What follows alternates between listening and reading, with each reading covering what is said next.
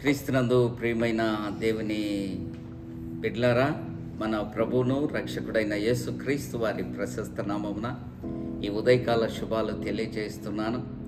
దేవుడు మిమ్మును మీ కుటుంబాన్ని మెండైన దీవెన ఆశీర్వాదములతో ఈ దినము మిమ్మల్ని నడిపించాలని మీ కాపరిగా నేను ప్రార్థన చేయించున్నాను.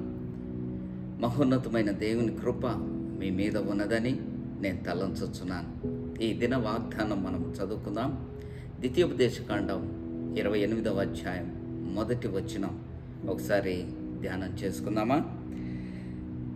నీవు నీ దేవుడైన యెహోవా మాట శ్రద్ధగా విని నేడు నేను నీకు ఆజ్ఞాపించుచున్న ఆయన ఆజ్ఞలన్నిటినీ అనుసరించి నడుచుకుని ఎడల నీ దేవుడైన యెహోవా భూమి మీద ఉన్న సమస్త జనముల కంటే నిన్ను హెచ్చించును. దేవుడు తన వాక్యమును మన వినికిడిలో దీవించునుగాక.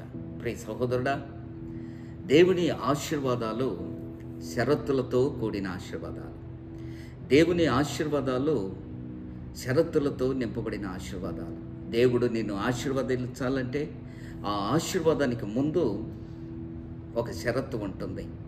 అందుకనే ద్వితీయోపదేశకాండంలో ఇశ్రాయేలు ప్రజలతో దేవుడిచ్చిన ఈ యొక్క ఆశీర్వాదపు వచనాలను మనం చూస్తే, ఇశ్రాయేలు ప్రజలతో దేవుడు అన్న మాట, నా మాటలు నీవు శ్రద్ధగా విని. అందుకే ఇక్కడ అంటాడు కదా, నీవు నీ దేవుడైన యెహోవా మాట శ్రద్ధగా విని అంటాడు. దేవుని మాటను వినాలా, దేవుని మాటను నీవు హృదయంలో పదిలపరుచుకోవాలా. ఎప్పుడైతే దేవుని మాటకు నీవు లోబడతావో, ఎప్పుడైతే దేవుని చిత్తానికి నీవు లోబడతావో, మహోన్నతుడైన దేవుడు నిన్ను ఆశీర్వదిస్తాడు. దేవుని మాటకు లోబడక, దేవుని చిత్తానికి లోబడక, నీ ఇష్టానుసారంగా నీవు జీవిస్తే, నీ సొంత ఆలోచన చొప్పున నీవు జీవిస్తే, నాకు దీవెనలు కావాలి అంటే ఎక్కడి నుండి దేవుడిస్తాడు? దేవుడు ఎందుకు నీకు ఆశీర్వాదాలు ఇస్తాడు? దేవుని చిత్తానికి లోపడకుండా, ఆయన మాటకు, ఆయన ఆజ్ఞకు లోపడకుండా, ఆయన మాటను, ఆయన ఆజ్ఞను నీవు ఆలకించి వాటిని అనుసరించి నడిచిన ఎడల అంటాడు. దేవుని వాక్యము నీ హృదయంలో ఉండాలా, దేవుని మాటలు నీ తలంపుల్లో ఉండాలా, దేవుని మాటలు నీ జీవితానికి అవి భాషికములుగా ఉండాలా. అందుకనే దేవుని మాటకు నీవు లోబడి ఉంటే, దేవుని మాటను నీవు వినినట్లయితే ఆయన నిన్ను ఆశీర్వదిస్తాడు.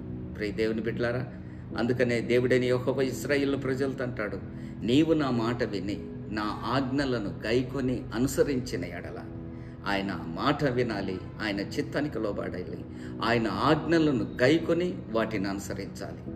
మనము వాక్యం చదువువారు మాత్రమే కాకుండా, వాక్యం వినేవారు మాత్రమే కాకుండా, వాక్య ప్రకారం మనము జీవించాలని దేవుని వాక్యం సెలవిస్తుంది. ఈరోజు క్రైస్తవ జీవితాల్లో, ఈరోజు క్రైస్తవ కుటుంబాల్లో ఆశీర్వాదాలు కనపడట్లేదంటే కారణం ఏంటో తెలుసా? దేవుని మాటకు లోబడిన జీవితం, దేవుని ఆజ్ఞలను గైకొని వాటిని అనుసరించని జీవితాలు ఉన్నాయి. అందుకనే దేవుడు ఆశీర్వాదాలతో నింపట్లేదు.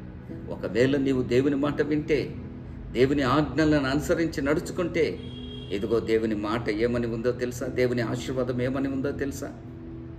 సమస్త జనముల కంటే, భూమి మీద ఉన్న సమస్త జనముల కంటే నిన్ను హెచ్చిస్తాడు.